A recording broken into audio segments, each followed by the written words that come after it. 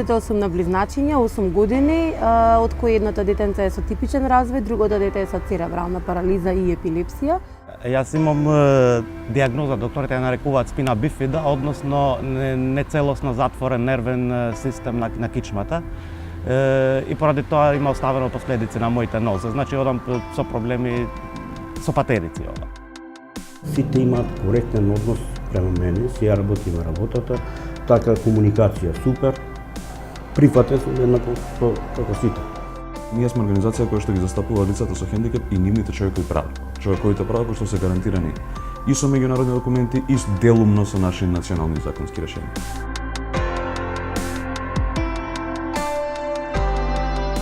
Првите мои 3 години од основното образование се во болница. Значи, тоа беа малку поинакви времења кога лицата со хендикеп се правеше сегрегација врз нива. Денеска децата со хендикеп се малку повеќе прифатени во општеството, затоа што има посебни паралелки во училиштата, а некаде има и ги вклучуваат во целосно во редовните класеви. Животот со нив е, значи, како и секој семејство, меѓутоа работите ги правиме на поинаков начин. Нашиот процес, нели, за тргнување во училиште не почнува со облекување на нова облека и местење на ранец, туку почнува едно час и половина претходно со спремање на сите можни лекови кои се потребни, бидејќи Лео е епилептичар, со пакување, со обид за симнување, живееме во зграда без лифт, така да сето тоа е отежнато.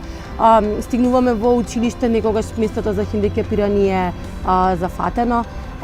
Свеста, нели, е таа на која во суштина свеста на средината е таа која можеби ги прави поголемите пречки. Па самиот концепт на специјално образование кој што го има во Македонија и тоа е уствари сегрегирано образование за децата со хендикеп, од каде што не искачаат кадри кои што понатаму може да се вклучат на отворениот пазар на труд и кои што ќе бидат придонесувачки членови на нашето општество. И ние како држава декларативно и се залагаме да постои инклузија во образованието и во другите сфери. Сега има одредено законско решение каде што секое училиште, односно секоја локална самоуправа може, не мора, туку може да вработи во училиштата под на незина територија што се дефектолози кои што ќе ги обслужуваат потребите на децата со хендикеп. Но тоа може. И ние процесот за запишување во училиште прво го одложувавме 2 години, бидејќи не можевме да најдеме соодветно училиште кое би ги пружило таквите услови кои на него му се потребни. Второ, ние не одиме во училиштето во населбата како сите други семејства, него патуваме преку 2 населби, бидејќи таму откривме дека постои училиште, што не треба да биде, нели, случај. Децата со физички хендикеп, за разлика, например, децата со аутизам или децата кои имаат когнитивни пречки, имаат потреба од постојана помош и поддршка во апсолутно секојдневното функционирање. Во Македонија тоа некако се реши преку некој проект на вработување на 100 дефектолози кои се консултативно присутни тука за наставничката. Меѓутоа, сите училишта се пренатрупани. Наставничката треба да се грижи за 30 деца и ова дете кој му треба, значи 24 часовен човек. Јас сум 40 години, сум завршил и основно и средно училиште, мислам моделно училиште. Значи, лица со хендикеп имаме многу мал број на образовани луѓе. И најчесто не се едуцирани за тоа работно место. Образовните објекти, средните училишта и посебно факултетите се многу непристапни. Јас во 2014 година се запишав на факултетот за информатички науки и компјутерско инженерство, ФИНКИ. Бев само еден од 1000 студенти примени таа година на факултетот со хендикеп. Објектот беше страшно непристапен и престанав да одам. Престанав да одам на факултет поради тоа, дека не можев да стигнам на 300 скали, не можев да ги искачувам секој ден нагоре и надолу. Немањето на таквата поддршка обесхрабрува многу родители да ги пратат децата во училиште, па децата завршуваат во дневни центри или уште полоше затворени дома. Бидејќи во многу градови низ Македонија не постојат дневни центри кои се специјализирани за одреден хендикеп. Другите се откажуваат од работа, значи едниот родител ја жртвува својата кариера и својата професионална надградба и го поминува животот седејќи по ходниците во школа за да биде поддршката која ја нема на детето. Луѓето со хендикеп прво и најважно мора да излезат од дома. Ако седат дома, ако седат во нивните станови на трети спрата, не може да ги прифати средината, затоа што тие луѓе за средината не постојат. Лица со хендикеп во Скопје, да речеме, нема. Не дека не постојат, туку дека не излегуваат. И тука веројатно потекнуваат после сите други проблеми со непристапноста на објектите, затоа што нема објектот за кого да биде пристапен. Да, може би сите ние имаме некоја желба да го промениме системот, има веројатно индивидуи и професионалци и тела државни кои работат на тоа, меѓутоа недостасуваат финансиите.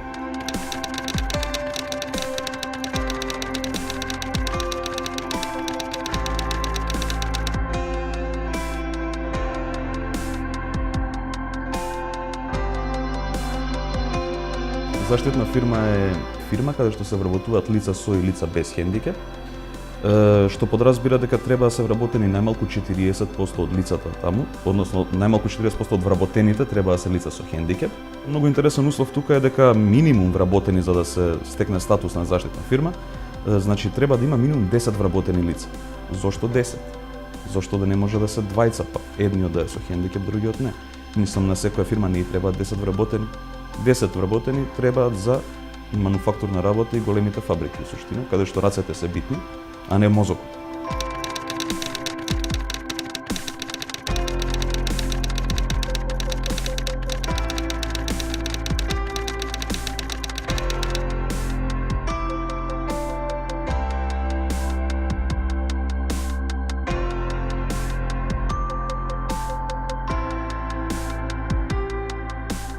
Лицата со хендикеп многу не се задоволени од заштитните друштва, зашто има и злоупотреби, и има лица со ментална попреченост, што се вработени, а земаат по 5-6 дена.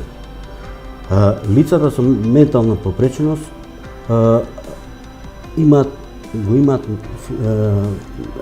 најтешката работа во заштитните друштва. Значи, они се физички здрави, и дали ќе кренат, например, јас сум работел во печатници, во заштитни друштва, и сум ги гледал самите лица со ментална попреченост, земаат еден потор од 150 кг и го дигаат. Кај нас, дел од нашето членство е вработено во вакви фирми, во заштитни фирми, и ние многу често се соочуваме и разговараме со нашите членови, нели? Ма се соочуваме со нивните проблеми кои што излегуваат од нивното работење. Баш пред како му дојде пред 3 или 4 месеци, последен пат се соочив со злоупотреба од типот на ќе те вработам, ама седи си дома, платата ќе ти доаѓа до тебе секој до 15 или до 5, не знам како е регулирано тоа законот, на време ќе ти доаѓа платата, со тоа што чим ќе ти ја пуштам платата, ќе дојдам ја до кај тебе дома или ќе се најдеме надвор да ми даеш пол или поиш стварно договор. И во суштина тука само се протажира и потурнува и се дава поддршка на таа стигма дека лицата со хендикеп треба да седат дома, пошто он е вработен, на хартија е вработен, ама пак седи дома.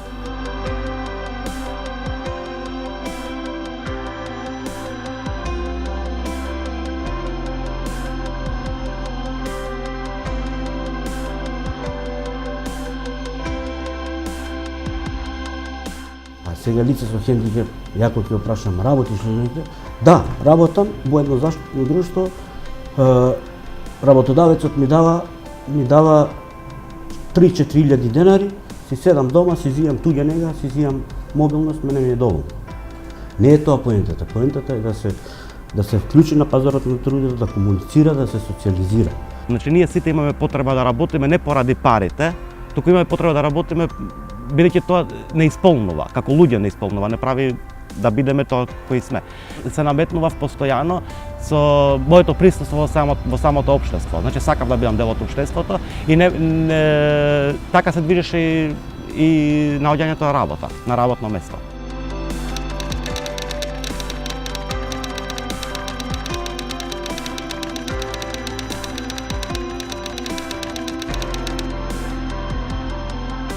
Во наша соработка со Министерството за труд имавме иницијатива да донесеме нов закон за вработување на лица со хендикеп. Тоа законско решение, освен останатите ствари, се фокусираше на 3 сериозни промени кои што треба да бидат направени. Број 1, отварање на отворениот пазар на труд за лицата со хендикеп, со тоа што ќе се воведе квотен систем за вработување на вакви лица во било која фирма. Со други зборови, на секој 35 вработени мора фирмата да има вработено едно лице со хендикеп. Втората работа која што ја предложивме е да се направат измени од аспектот на заштитните друштва. да не им се остава толкав простор да ги злоупотребуваат лицата со хендикеп. И број 3 е посебниот фонд. Тоа во суштина тука се работи само за прераспределба на средствата кои што веќе постојат во голема мера. Значи големи се тие средства, но треба да се прераспределат на поинаков начин. Го поминавме текстот на законот, ги испеглавме сите различности, доовме до едно заемно прифатливо решение кое што нели го објасни до пред малце. До каде е сега, не знам, се што за мене дека не помина на влада за да дојде до собрание. А каде е помеѓу министерството и влада, тоа не би знам.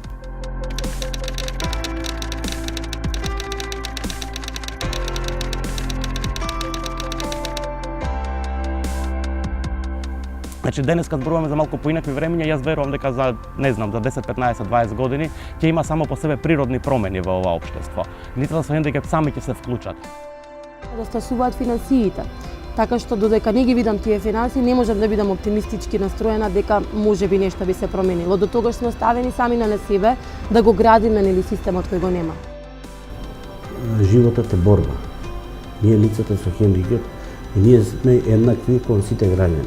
И така треба да размислуваме.